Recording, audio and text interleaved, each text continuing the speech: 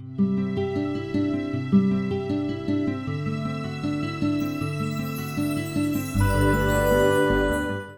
have Attorney General candidate Doug Lloyd, and I got this off of online AI, so I hope it's right. Please correct anything that I did take some liberties. I shortened it, but Doug is the Eaton County prosecuting attorney. Correct. Okay, woohoo! A position he's held since 2013. Correct. Woohoo! I'm liking it. In that role, he leads the county's chief law enforcement office. Prior to becoming prosecutor, he served in several prosecutor roles, including assistant prosecutor and senior assistant prosecutor, Correct. giving him over 30 years of legal experience. As Attorney General, Lloyd is going to focus on public safety, integrity in enforcement, and resisting political motivated prosecutions. And with that, I want to invite Doug Lloyd up. Thank you. Oh my God, you're tall. So you can post That's it. that's what they tell me once in a while. Here, Yes. I'll work it out. Okay. I asked if I would be able to move, and they said there's a little mic up here, so I have to stand at the podium. So you'll have to forgive me. My wife's also Italian, so by being married to her, I've also learned to speak with my hands as well. So if you don't hear my words, you'll be able to see my hands at least.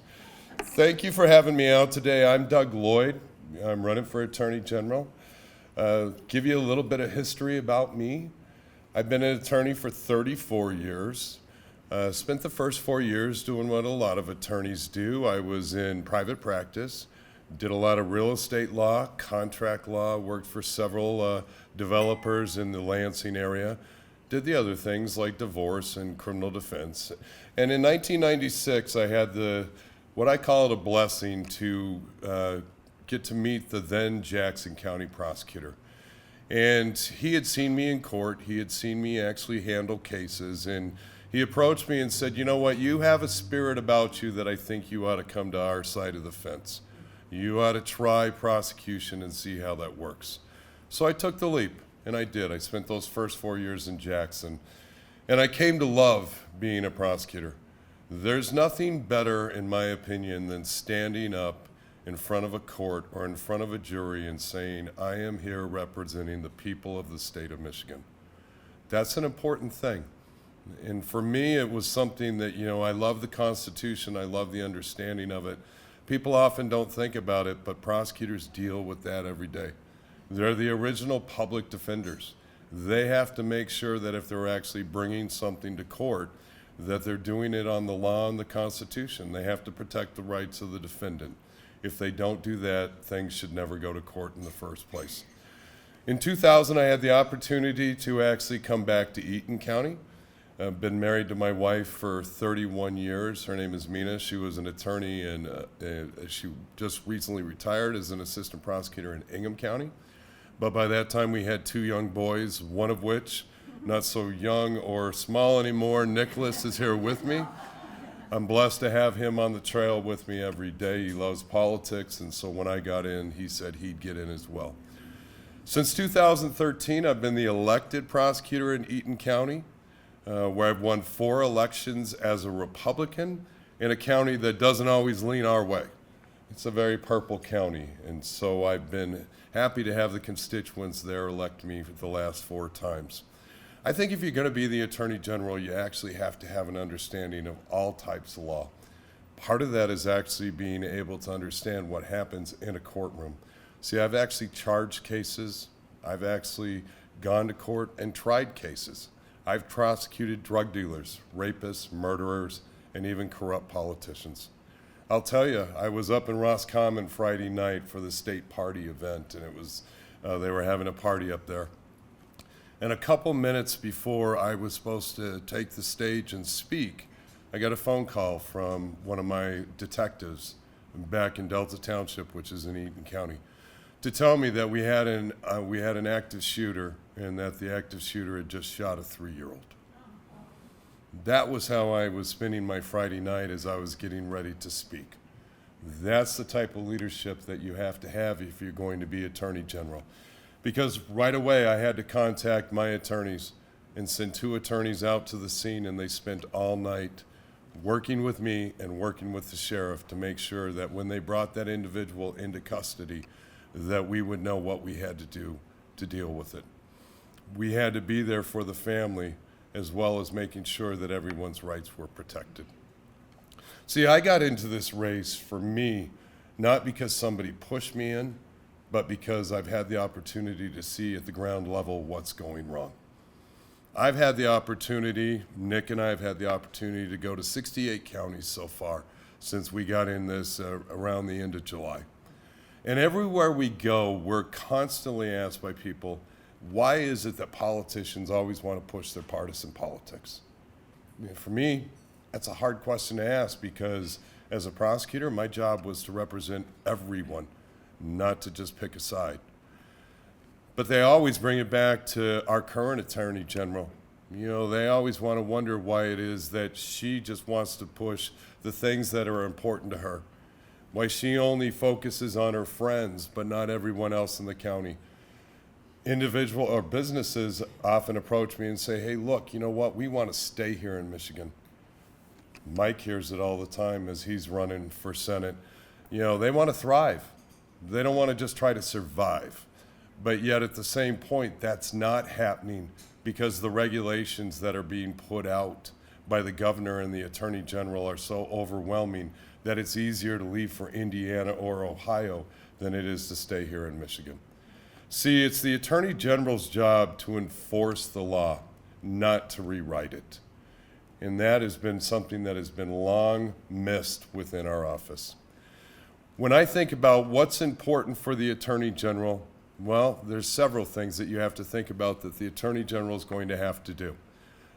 When we talk about overreach, well, I was the elected prosecutor during COVID. I actually had to deal with the governor. I had to deal with the Attorney General when they wanted to make local law enforcement their own private law enforcement. I said no.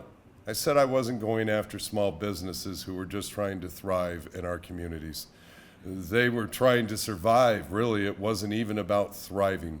But I wasn't going to partake in actually attempting to close them down.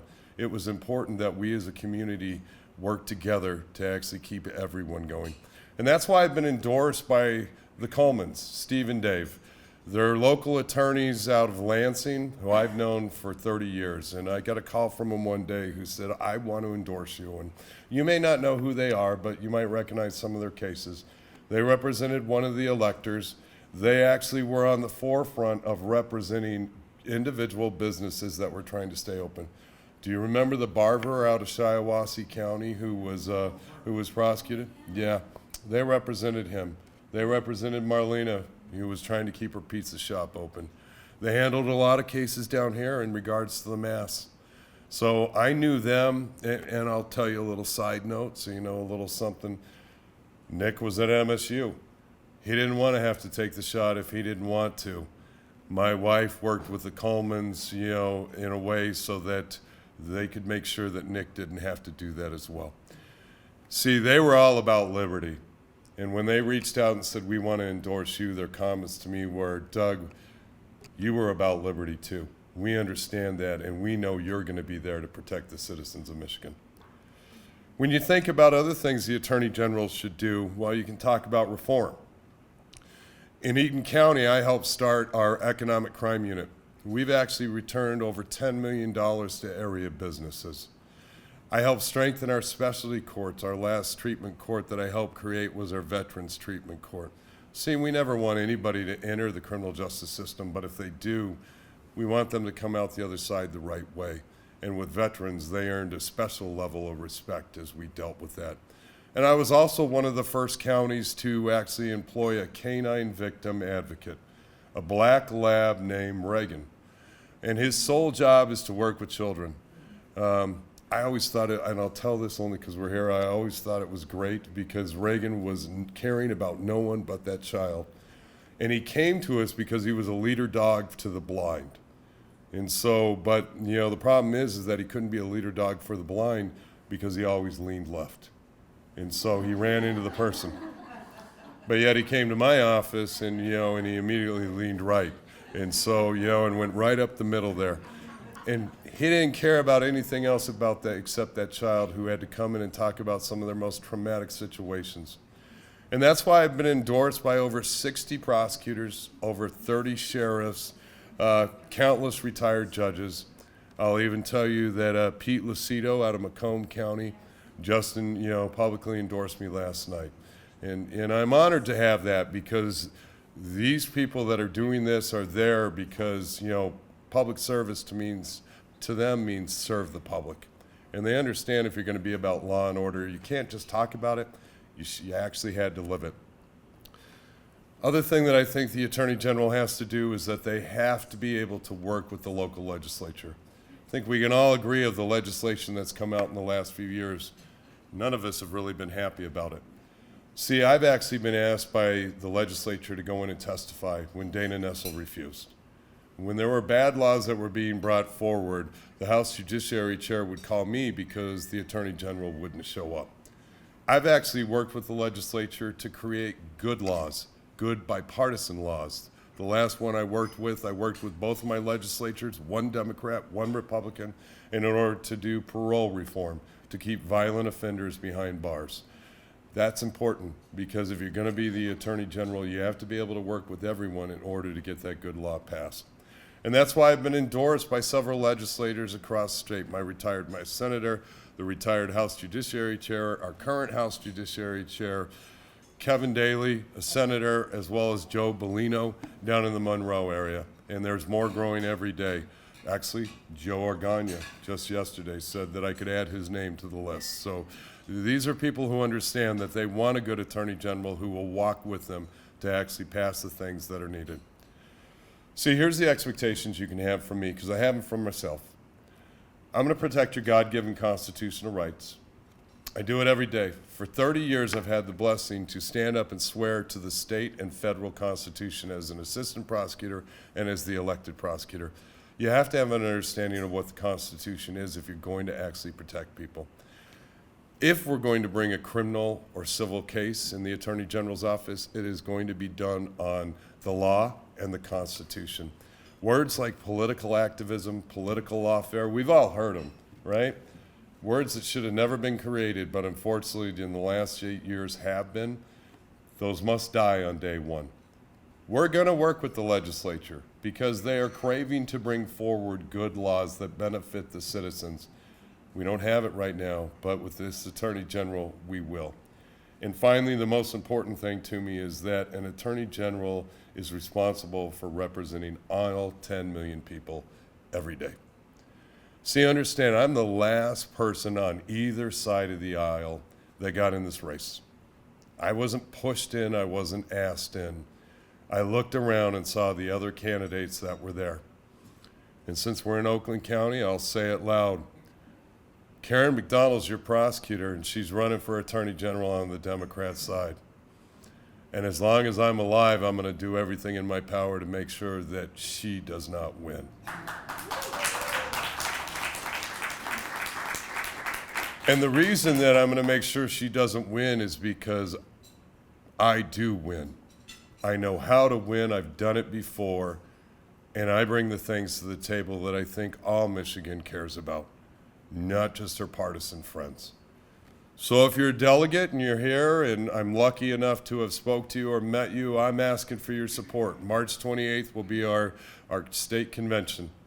You know, if you're looking for that person who's been at the ground level, who has proven conservative leadership, someone who actually understands that getting in the race means that you're getting in to win, then I am asking you for your support, because I didn't get in to lose. And I know with all of y'all's help that we can take Michigan back. Thank you.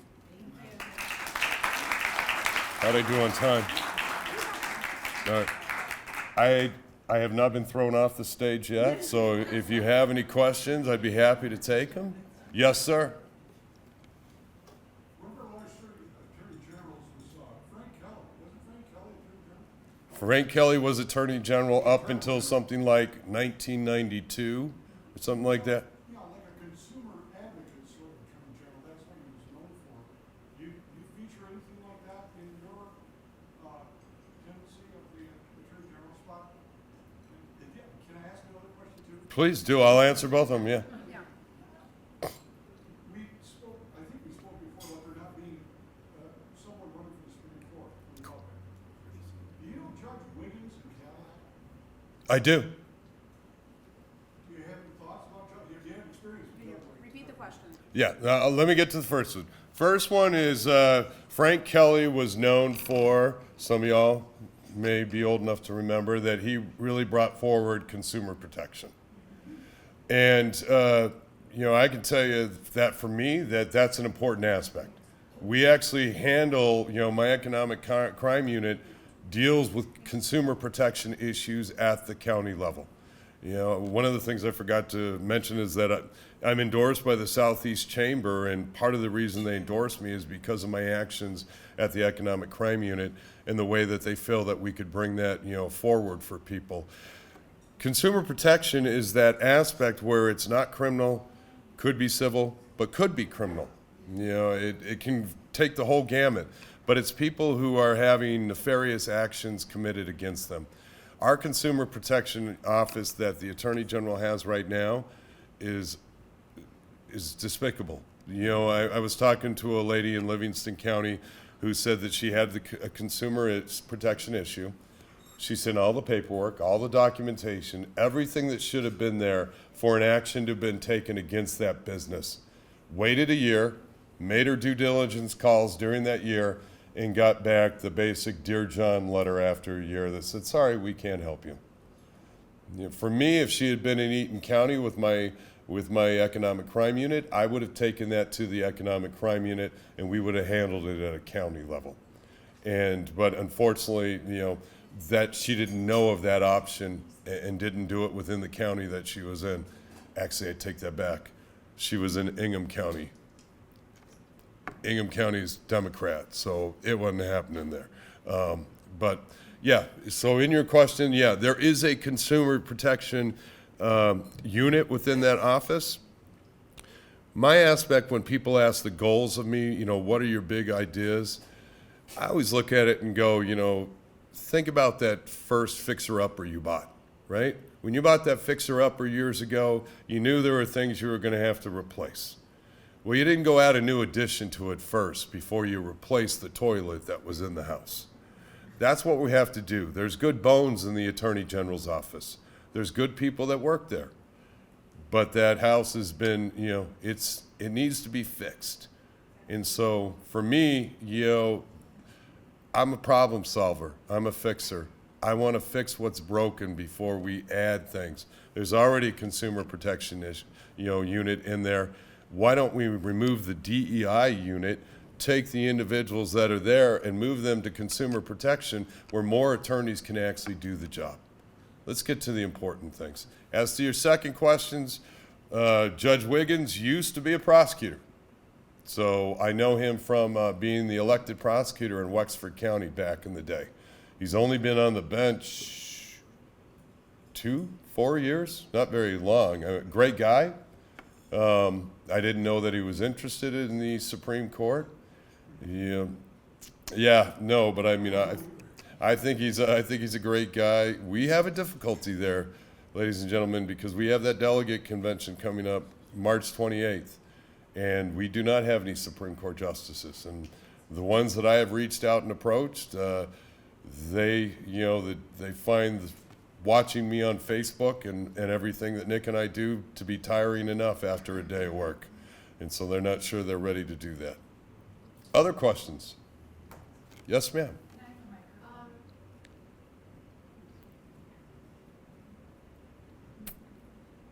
I just wanted your viewpoint about the situation in Dearborn where police officers are wearing on their uniforms not only English Dearborn police, but then also Arabic, and how that would, if you became Attorney General, are there rules about English being the primary language in Michigan?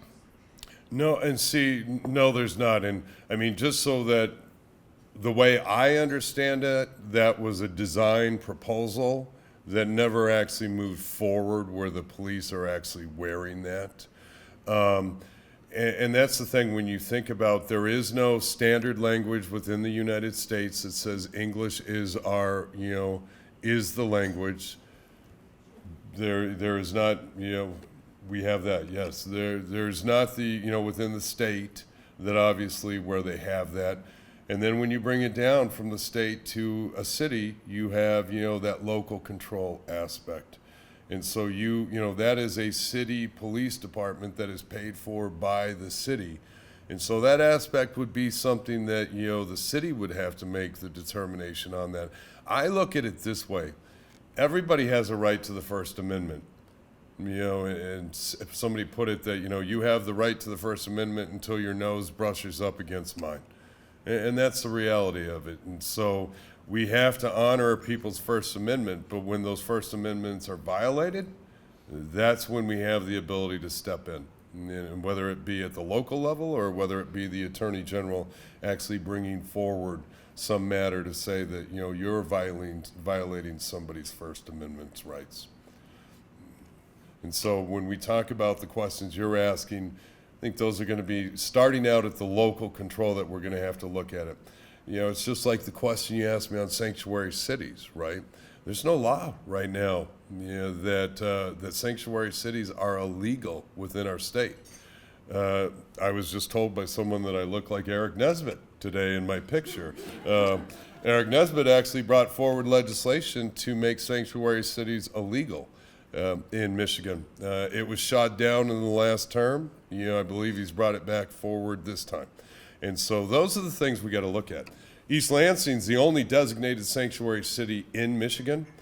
And it was in the LSJ, Lansing State Journal, where there was an article where East Lansing was fretting because all of a sudden Trump was like, well, I told you not to be sanctuary. Now I'm taking away $500,000 from you in federal funds. That's how you start to make changes. You handle it at the federal level with what President Trump is doing. We secure the legislature and the House and the Senate so they can do the same. Because a city survives a lot on federal and state dollars. If you take away those federal and state dollars, they have one of two choices: to explain to their constituents how they can no longer offer services to you, or they can ply and receive the benefits. So that's where, from me as an attorney general, I want to work with the legislature so that they actually can pass law just like that. Yes, ma'am. Could you comment on what you actually have to do to get on the ballot? Sure. Well, what you have to do is you have to file your affidavit information.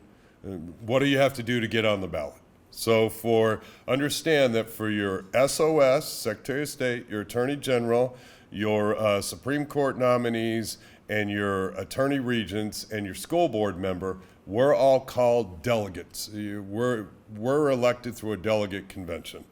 So that means across the state there's 6,000 Republican delegates. Some of you may be them. And you're elected every 2 years, the even years in the August primary. And right now, next Thursday, what will happen will be a call to a county convention. So every county at 7 p.m.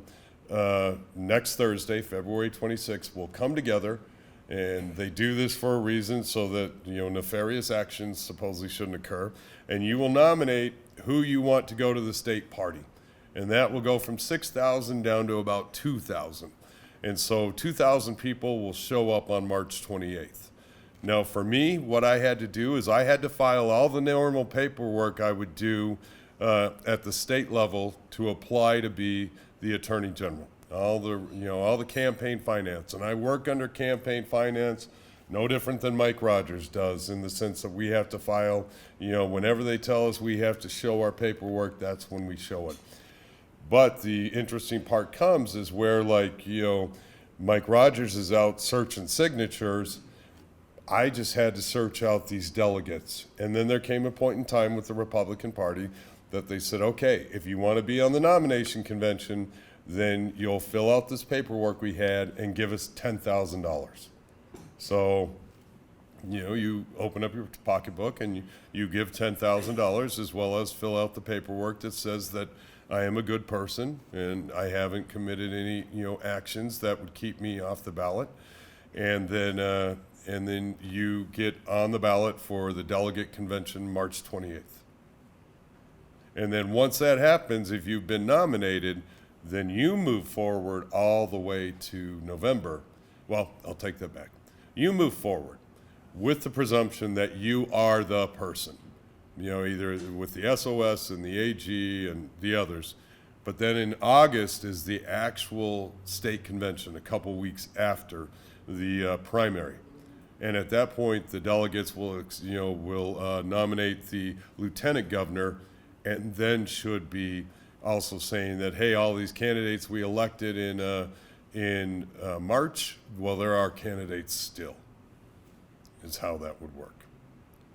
So we can't vote for you unless the delegates select you to get on the ballot? Correct. Yeah, she said we can't vote for you unless the delegates select me. And I always, I got a lot of friends, but all of them are, some of them may have heard it just like you may have heard it first today, and I'm like, well, it's great that you support me, but if you're not a delegate, you may never see me on the actual ballot itself. And so we work hard to get to March 28th, and then hopefully, if we're blessed with that, March 29th, we come straight out. Did you get $1,000 back or your $10,000? I wish. No, unfortunately, I do not get the $10,000. Yeah, that was like just going down to Motor City, throwing it on black. Yeah, I'm throwing it on black and hoping. So, well, I guess I should be red, right? I threw it on red. Yeah, so yes. You're about to stand up or any other question? All right. Is there anyone on the Republican side?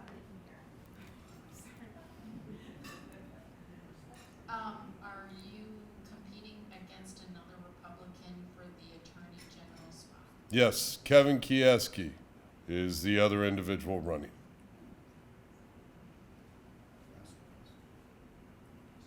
Anyone else? See, I think they're all getting excited for James. What can you bring to the table that we can promote you over him? Well, for me, there's a couple of things. It's really that experience. His that, voice. You hear his voice? Yeah. He's got a great voice. There's the voice aspect. I have been blessed with that, but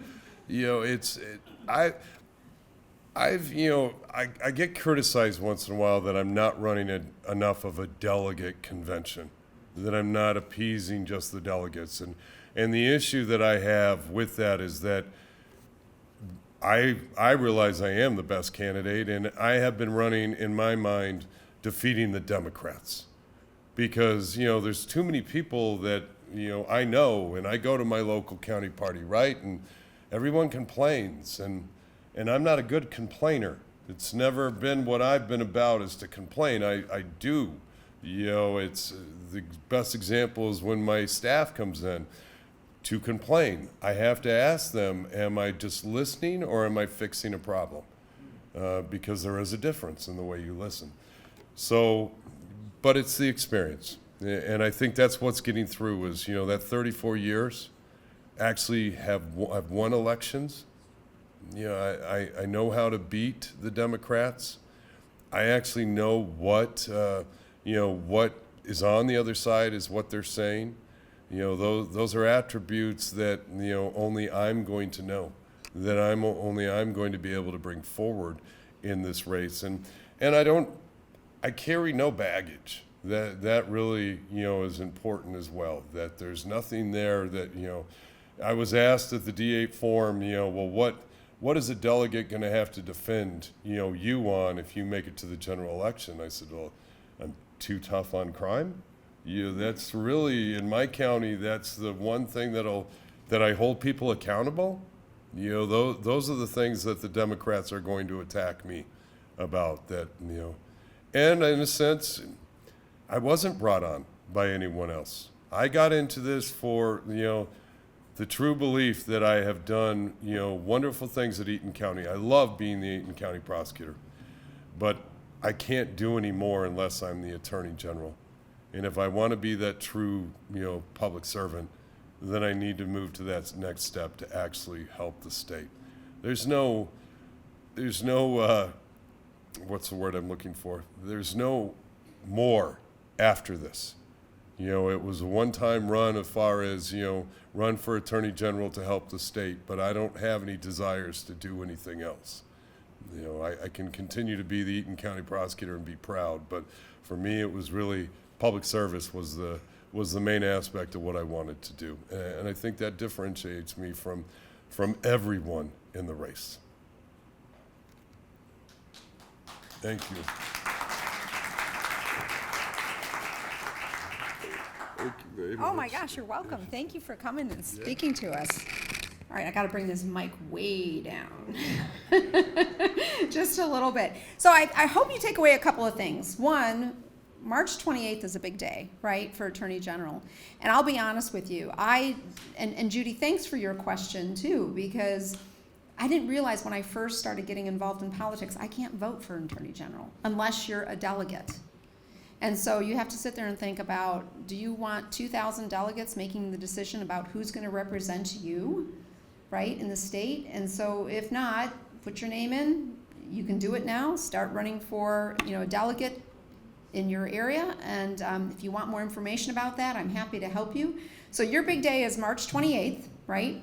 And you may or may not be a delegate in this room, but if you are and you like what you've heard, bring your message forward to your other friends that are delegates. And if you're not a delegate, you probably know some people that are.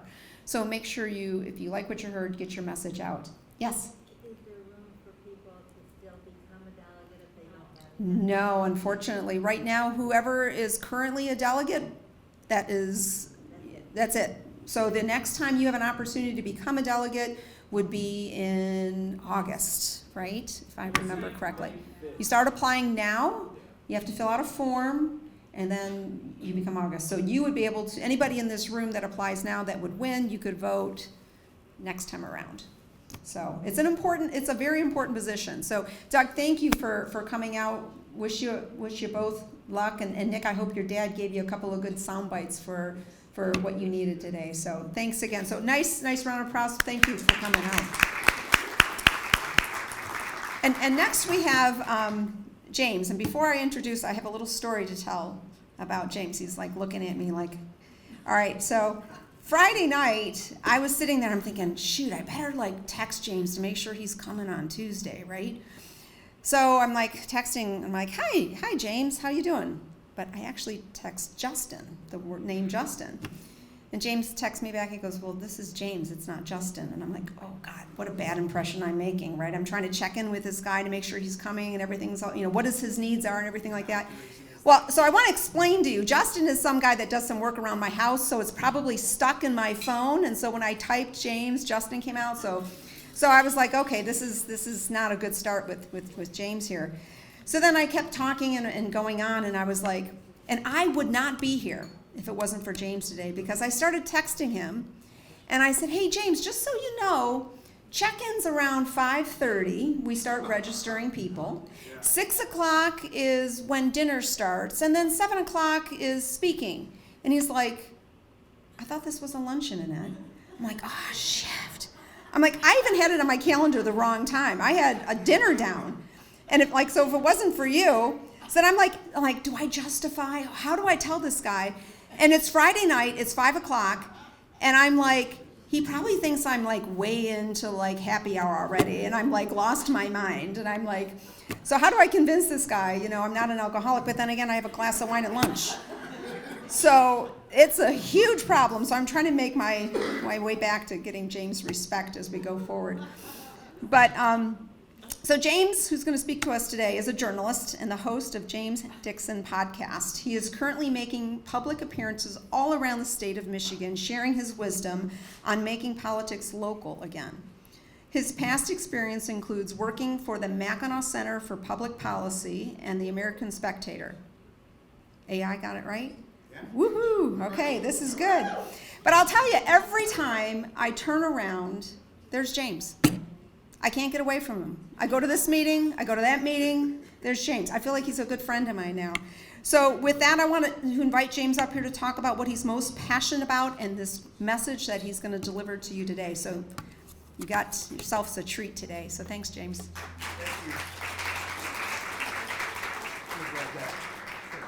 Oh, yeah. Hopefully it's working. Hopefully.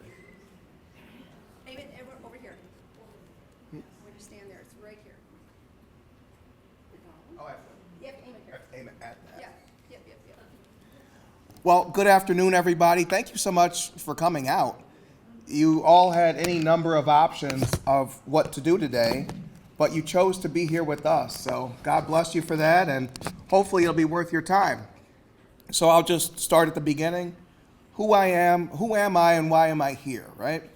As Annette said, my name is James Dickson. I'm a podcaster. I'm a Christian. I'm a lifelong Michigander. I'm a husband. And ultimately, I'm here for selfish reasons. I'm here because I want Michigan to be a place that I can continue to live. I'd like to be able to join you all someday. And, we have some retirees in the room. I'd like to be able to stay here. But I really worry what would happen if Michigan were to continue to fall into the wrong hands. And so the reason I'm going on tour all across Michigan this year is to make sure it does not fall into the wrong hands.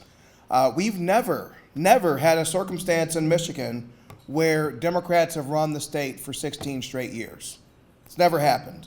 Not in the days of Lewis Cass, not in the days of Stevens T. Mason, not to the beginning of the state. We're about to be 190 next January. And so this is kind of like that moment where either we save Michigan or Michigan won't be saved. And so the reason I'm here today is to offer a warning to the Duggan-curious Republican among us. Some of you may know people like this who say, oh, Mike Duggan's not that bad. Mike Duggan left the Democrat Party. He must be a reasonable guy. He might be the kind of centrist we can build with. Don't buy it.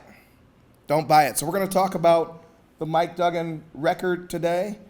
One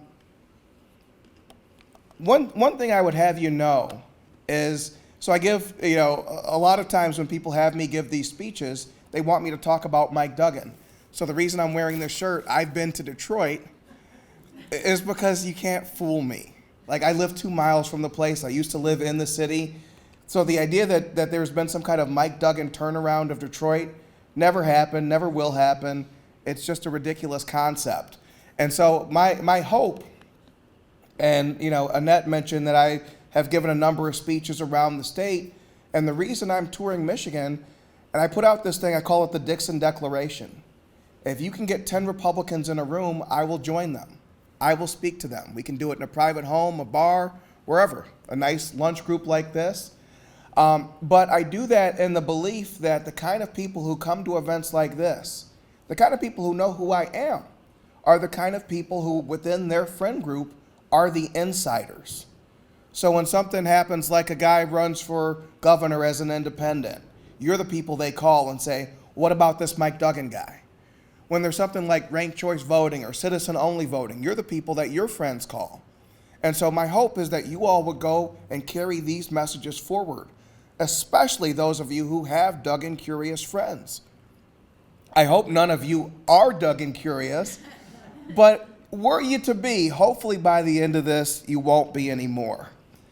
One thing I'd like to say before we get started is, if I had a frequently asked question, it would be, okay, I'm fired up. I want to win 2026, but what do I do?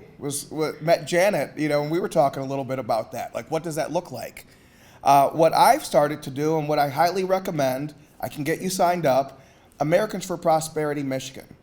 They're knocking doors. 2024, they hit 1 million doors. This year, 2026, we're trying to hit 1.5 million. And so I'm trying to not just make politics local again, I'm trying to make politics 1892 again. Everything doesn't happen online or in cable news. It happens, politics is this. It is in small rooms, it is in the real world. That's where people are most effectively reached. especially the people who actively vote. So if you'd like to get on with Americans for Prosperity Michigan, they have a website, michagain.org. If you add that A after, so michagain.org, we can get you signed up. So it could be knocking doors, it could be phone banking, it could be even things like, say you have a story to tell in your community. They train people on how to give testimony to lawmakers. There's a lot of opportunities to change the vector and add your voice to the state. Ultimately, Michigan is going to be what we make it. Okay, Michigan's going to reflect someone's vision. And if you're not actively involved, whose vision will it be? And is that something you can live with? And as we've seen from 8 years of Gretchen Whitmer, chances are not. If the wrong people fall into leadership in Michigan, they can ruin the state, and it does not take long to ruin a good thing. So check out AFP Michigan. Maybe we'll knock some doors together if you live in the area. I live in Southfield. And so as we start the Duggan, that's right. As we start the Duggan discussion, I have two clarifying questions for anyone who's considering Mike Duggan. One, first of all, do we have any City of Detroit residents in here? Not you grew up there, not you've been there, but like who lives there now? Okay, we have one Detroiter. So everyone else is not from the City of Detroit. Do you want your town in Michigan to be more like Detroit or less like Detroit? If the answer is less, then what the heck would you elect the mayor of Detroit to do in Michigan? It just doesn't make sense logically. The second question I would ask is, I met a young man last night who told me, well, you know, Duggan's fine. He's not a Democrat anymore. He's an independent. Okay. If Mike Duggan wore a blonde wig and said that his name is Michelle, would you believe that he's a woman? So what the heck makes you think he's an independent just because he says so? See, we're the ones who are on team reality. And I believe, and you believe, that we are what the track record says you are, not what you identify to be, not the lies you tell about yourself. And so Mike Duggan, this is a guy who left the political party of his adult life as an electoral strategy. He didn't want to go through a party where, and I'm going to talk a little bit later about why he did it, but it wasn't because he had any change of heart.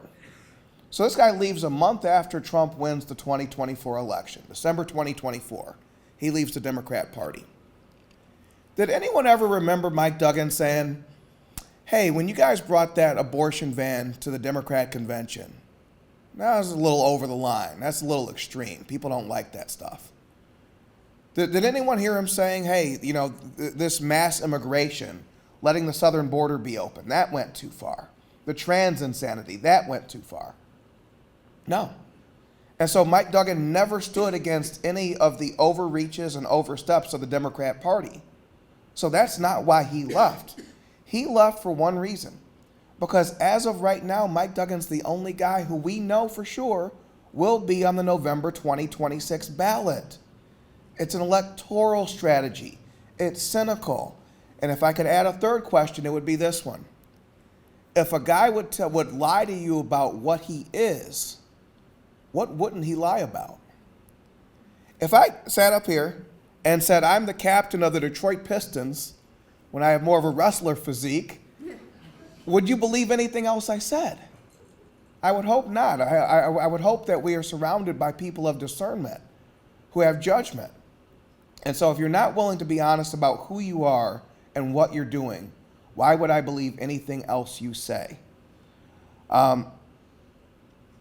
My question for you, if I could open it up, if you are Duggan curious or you know anyone who is Duggan curious, this helps me a little bit, just getting this feedback. Why? What are you hearing from people? Why? What is the basis of the Duggan curiosity?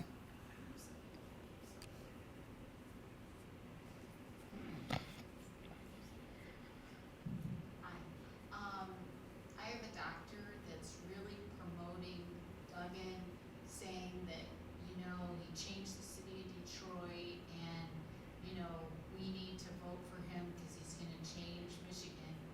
And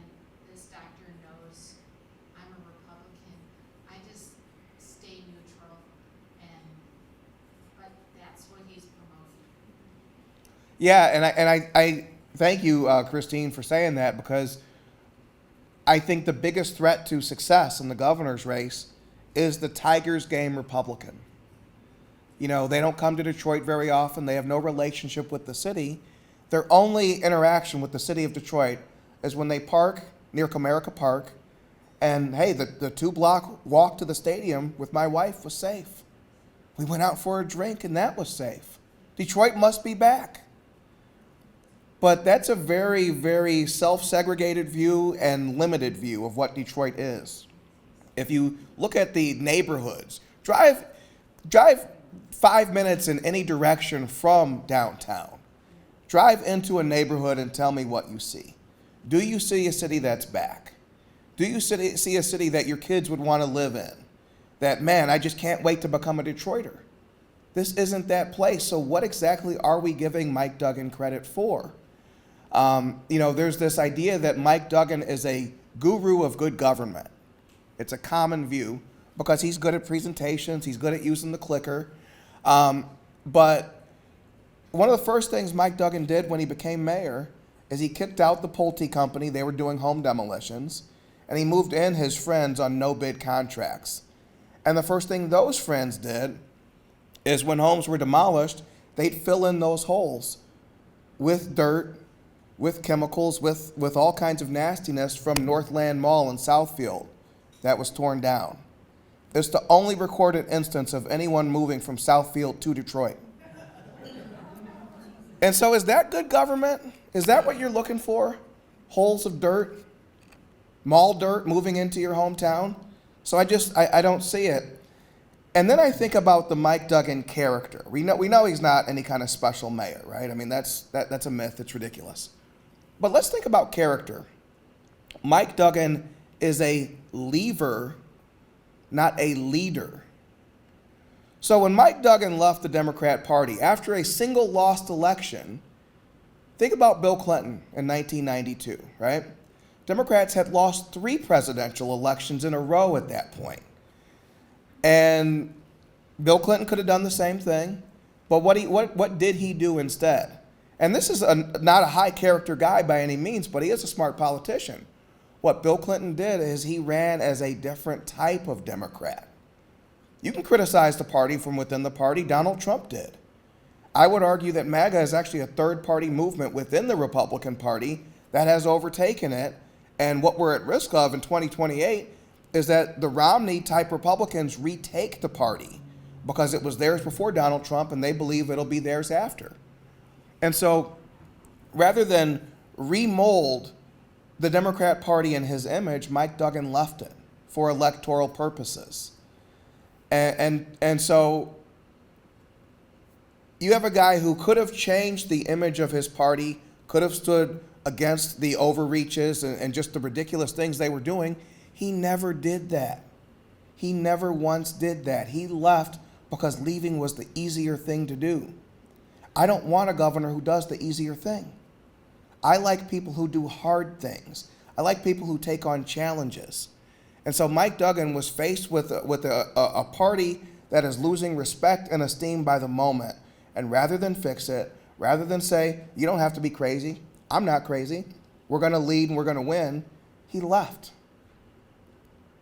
And another question I would ask you guys, if Mike Duggan were still running as a Democrat, who would support him? You know, that doctor, like, would that doctor really support Mike Duggan if he were an avowed Democrat? Probably not. So again, the question becomes, what makes you think he's not?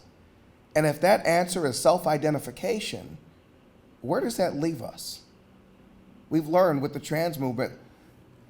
Didn't he also have to leave because the DNC was supporting Benson, and so he wasn't going to get the support of the party, so it's easier to leave. And it was easier to leave, exactly. So rather than do what Donald Trump did, which people didn't want the people wanted Donald Trump, but the party did not want him, and I would argue does not want him. Rather than stick it out like Donald Trump did, Mike Duggan did the easier thing and he left. Right. And I also have friends that say, but he has such a nice smile, and he's the #1 mayor in the country. Don't you see those billboards up all over the state of Michigan? Yeah, that he put himself. And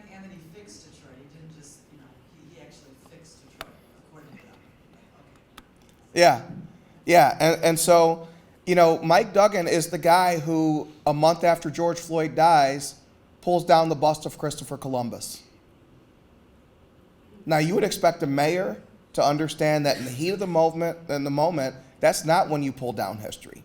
You do not start pulling pages out of the history book because some guy died of a drug overdose adjacent to the police. But that's what he did. And so that was 2020. Okay, I can forgive that. Fog of war, whatever. Actually, I don't forgive it because it's history. But fog of war. But then in June 2025, this is the same guy who hoisted the pride flag. So you pulled down Christopher Columbus and raised the pride flag, and this is after he left the Democrat Party. So again, what is he independent of? I just did a story recently. Oh, young woman, you have a question.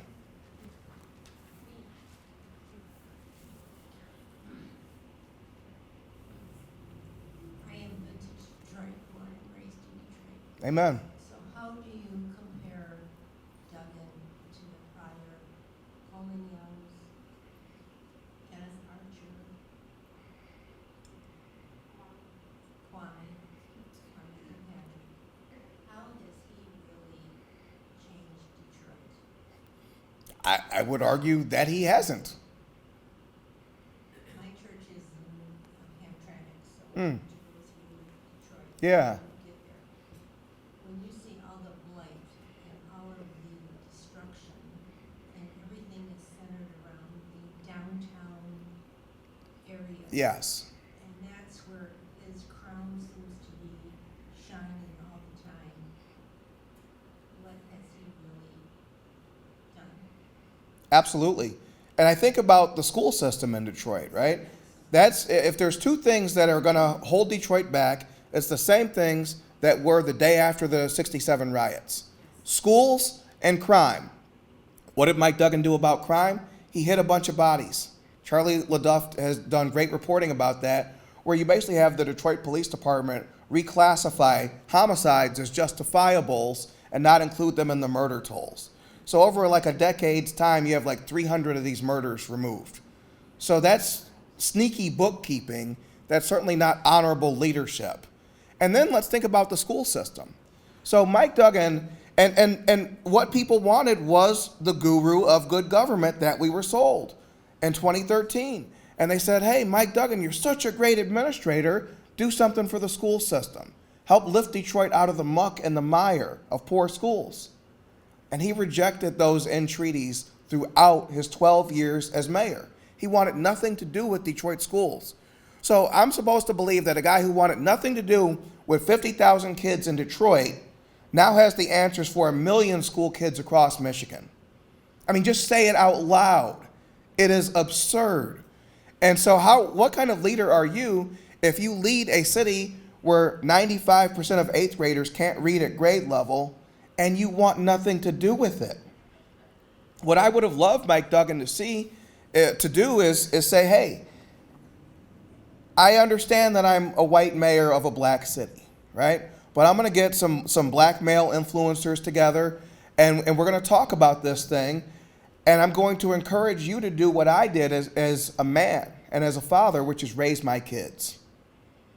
He never expressed that kind of leadership because that would involve actually caring about people and not just mining their votes. If he had said, be the father that I was, be the father that I had. Mike Duggan's father was appointed as a federal judge by Ronald Reagan. Yeah. Yeah. And so he went to Catholic Central. This guy has been exposed to strong family Catholic men all his life, and he never imparted any of that on the black Detroiters. So Mike Duggan got more from being mayor of Detroit than he gave to Detroit as mayor. And so, yes, Christine. I was going to say, as far as Mike Duggan's donors, my understanding is that it's Dan Gilbert, okay, the richest man in the state of Michigan. And this is what I understand, so it could mean nothing. But in my opinion, isn't he just the front man for Gilbert, and Gilbert will come in and rape the city of Detroit again like ago behind the buildings, nickel on the dollar. I mean, really, I think he's just a front for Dan Gilbert and that organization. I think he's a front for his own ambitions, and I think he'll work with anyone who can get him the power that he so seeks. And so, you know, he's very good at the crony capitalism. He's very good at the dollar giveaways to big businesses. But what are you doing for the average Detroiter? And what could I expect you to do for the average Michigander? He's not, and more than That's where he comes up short. He was a prosecutor for 30 years, so he's already got one pension from the city of Detroit, okay? Then he's got another pension from the Detroit General Hospital. Then he's got another pension from being the mayor, okay? He's a pig. That's what he is. He's a pig. Absolutely. Absolutely. Looks like Christine had something to say. This is a question, because I've heard it hearsay, so it's gossip. Did Mike Duggan cheat on his wife? And now he's remarried with the person he cheated with? I'm so happy you said that, because that was literally the very next thing I was going to say. And so when Mike Duggan raised the pride flag, he essentially gave a statement to the effect that love is love, and that's, in Detroit's a place where you could celebrate that. And I'm like, well, what would make him think that, right? What would make him say that is because he wants his marriage to be judged by the same standard. And so I'm sure we have a lot of people who've been married here a long time. Mike Duggan is the guy who gets the best job he's ever had in his life with the most power, the most visibility. And you know what he did? He left the girl he came to the dance with after 30 years. Left her for the next woman who winked at him, and then routed city money to her nonprofit, and then had his staff delete those emails. And by the way, Jocelyn Benson's husband did that. And so the whole thing is just nasty. Like when you think about a leadership and character, leaving your wife for another woman and then sending taxpayer money to that woman and then hiding any evidence of the affair and the collusion is the opposite of the mark we're trying to hit. And so that's not what I want from a man. That's not what I want from a leader. I mean, Bill Clinton didn't even leave his wife. You know? So what are we doing? Like what? And I am a firm believer that character is destiny. And what's done in the dark does come out in the light. And Mike Duggan did all this while he was on stage. So if he would do that to the woman he married as a young man, who believed in him when he had nothing, and would leave at the height of his powers and abilities, what would he do to any of us? Could we expect better than his wife got or worse than his wife got? And people say, oh, that doesn't matter, that's private conduct. The heck it doesn't. How you do anything is how you do everything. How Mike Duggan treated the girl he came to the dance with is how he views the Democrat Party, for instance. Doesn't serve me anymore? Leave it. And let's think about why he left the Democrat Party. Fun fact. It's not been since 1986, 40 years ago, that the Democrats have elected a white male governor in Michigan. So every election since 1990, when Jim Blanchard was going for a third term, runs against John Engler and loses, since 1990, white male candidates have lost running for the Democrat Party. Since 2002, white female candidates for the Democrat Party have won governor. And so essentially, Mike Duggan looked at the Democrat Party. He doesn't have any problem with their extremism. He hoists their flags. He does all their stuff. He's pro-abortion. But he looked at it and said, the Michigan Democrats, specifically, our state version of the Democrat Party, is a party of girl bosses. And that rather than outcompete them, I'm going to leave. And I'm going to call myself an independent. So you're not a competitive guy. You don't believe in yourself. Mike Duggan fled Jocelyn Benson, and we're supposed to think he's some kind of genius of politics? We show far too much respect for the man. And so when I wear this shirt that says, I've been to Detroit, first of all, has anyone seen the movie The Great Outdoors? Okay, so there's a point when John Candy, like they meet this old guy. He's wearing a shirt that says "I've been to Duluth," and so I've repurposed that for this. And I've been to Detroit because you can't lie to me. You can't tell me Detroit's back. You can't tell me it's fine. You can't tell me he did a good job. Unfortunately, I live too close to the city to think any of those things. And so if my belief about 2026 is two things. One, guys, we have to stop calling this election a midterm. We have to stop.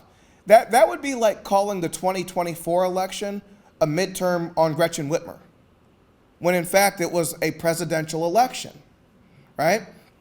And so when you call 2026 a midterm, you're buying into the national media's frame, and you're getting into this idea that everything revolves around the presidency and the president.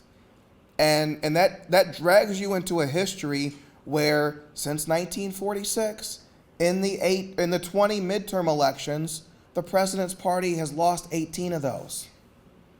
So do I want to tell a story that results in 90% failure? I do not. But let's think about Michigan history and the story that tells. It's been since 1969. There's only been one time since 1969, and it happened that year, where a governor in Michigan has replaced a governor of the same party. And that wasn't because George Romney lost. It was because he left to serve as Nixon's director of housing and urban development. Bill Milliken took his place. Ever since then, Democrats and Republicans have traded the governor's office in Michigan. History says we're due in 2026, and God has also blessed us with a three-way race with two Democrats.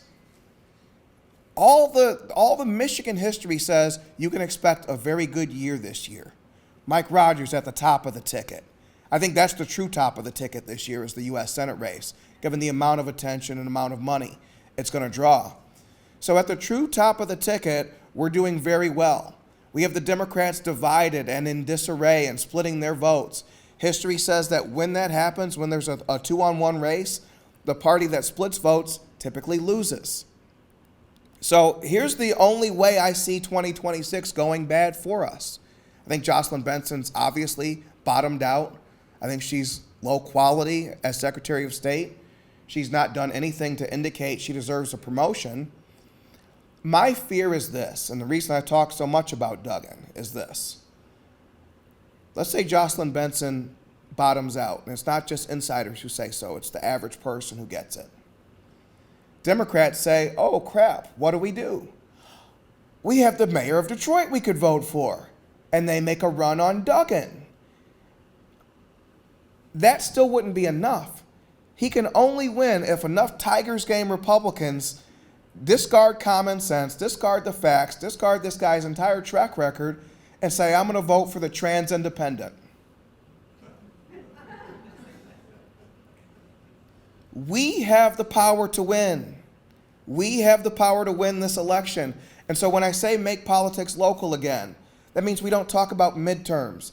It means that we talk about the Democrats who run our state and affect our lives. If we talk about Gretchen Whitmer, Jocelyn Benson, and Mike Duggan, we win.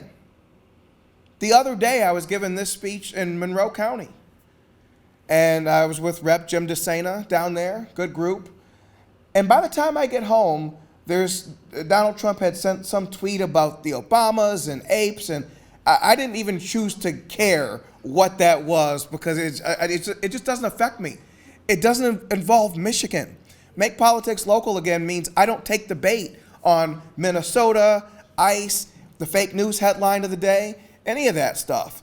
And so make politics local again is our insulation. It's our insurance from being dragged into national headlines. So if we get past this midterm phraseology, for us it's a must-win election. 2026 is a Lansing election, not a Washington election. We get to choose who runs the state this year. This has nothing to do with Donald Trump. He's not the main character here. The Democrats are. And that works so much in our favor. Yes, ma'am. I'm sure we all agree and you sound wonderful. I'll tell you what concerns me is that we look at numbers and, throw out statistics from 69 and blah, blah, blah, and that's all there.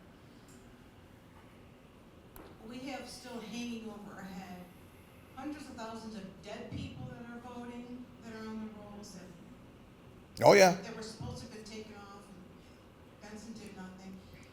We have ballots that are coming in from other states. I don't know how you get past that, because we have good people, and somebody even argued that Rogers was probably taken away by 15,000 votes, which is nothing. Mm-hmm. Those are, illegals are dead people, so what do you say, James? How do we get around that, or what, do you factor that into? I do. And two things I would say is I would feel a lot worse about 2026 if not for 2024. So as a party, we have to get past the spirit and the ghost of the 2022 election. And I think a lot of us are still struggling with that, right? Because this was your first chance to get at Gretchen Whitmer. And not only did she win, but she ends up taking the legislature too, the House and the Senate. So this was your first big chance to speak truth to power after what happened in the pandemic, and then they win again. That's demoralizing, right? And so what I need for us to understand about 2022 is this. We're a state where incumbents almost always get reelected.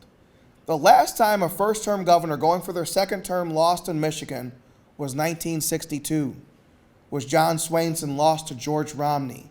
That was the start of the Romney era. So we're talking like a 60-year streak of history that we did not break, right? The last time an incumbent lost, period, was Jim Blanchard in 1990 going for his third term.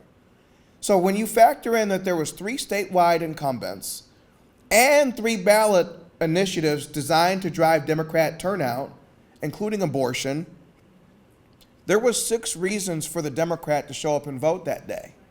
There was only one for us, which is to voice disapproval at Gretchen Whitmer. So we could have had John Engler, we could have had Donald Trump on the ballot. We were going to lose. We were going to lose 2022. So, I always thank God that when I was in the green room of Let It Rip that night, and fortunately it was just overbooked, didn't get on, because I don't know what I would have said. I thought Tudor Dickson was going to win. But what I really thought is that she should win, right? And so my view of politics was only, what was right in front of me. It ended at my own nose. And so that led me to study the history and understand what exactly happened. And what I learned is there's no way we were going to win. And if you think James Craig would have made a difference, he wouldn't have. The deck was way stacked. And that's why 2026 is so important, because the deck is clear. There's no incumbents. We've never had a time where you have governor, secretary of state, attorney general, and U.S. Senate all on the same ballot with no incumbents. And the other thing I would say is 2024 just showed us we can win.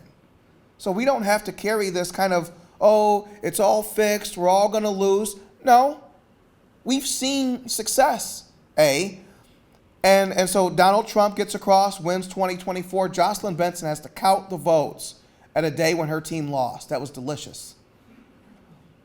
But we were also the only state that flipped a legislative body in 2024.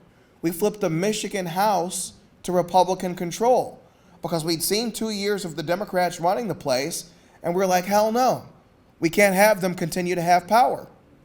And so based on 2024, we have a cellular memory of winning recently. We can win. And as far as the nefarious tactics Benson's going to use and all that, if the mentality in 2024 was it had to be too big to rig, our mentality now has to be we have to win it to fix it.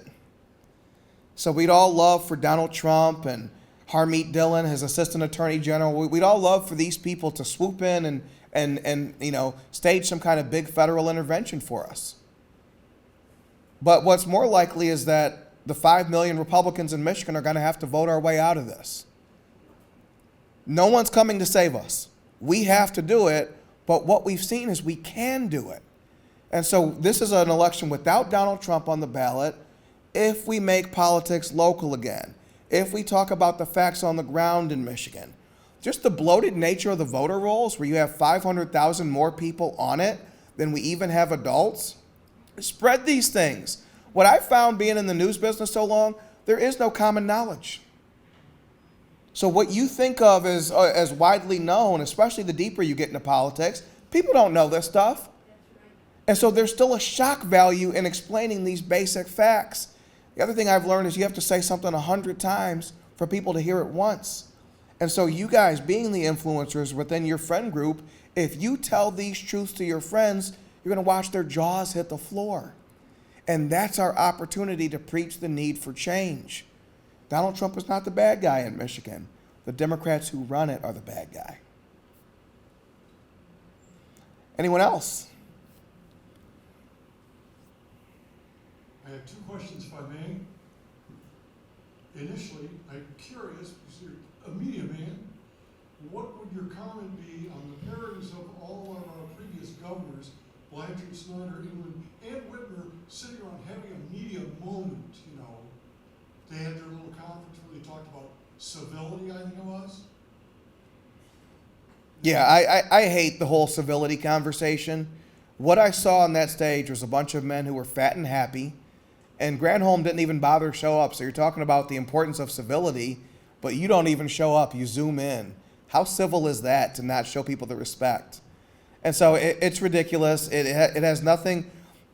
Civility is how the powerful make it seem like the worst thing you could ever do is not having a Flint water crisis, not running Michigan into the ground, not allowing Chinese voters to vote. The only sin you can commit is a raised voice toward people who have power. I reject it. Thank you. The other thing is, because National Public Radio, public broadcasting in the main, has had significant budget cuts, do you think that a fellow of your expertise could replace Tim Skubic? I'm sure I'm considered unhireable in those circles. Which is why I need you. You know, I'm going to give out business cards to everybody before I leave, but I am a crowd-funded, people-funded. I run on people power because I don't need a boss. I don't need people telling me what to. I just did a video the other day. I was in Jackson, the birthplace of the Republican Party, and a friend saw it and said, you know, I like the video, I just wouldn't use the word nativism. Well, the cool thing about being independent is I don't care what you would say because it's not you doing the video, you know? And so the ability to speak freely is one that has to be earned. And so that's another reason when I go out telling these truths, there's no puppet strings in my back. I can say whatever I want. I am free to do that. I am free in a way Tim Skubic has never been free. So would I accept the cuffs and you have to dress a certain way and act a certain way and you have to interview Whitmer's dog around Christmas time? That is of zero interest to me. I'd rather be here with y'all. Yeah, thank you. Awesome. Thank you.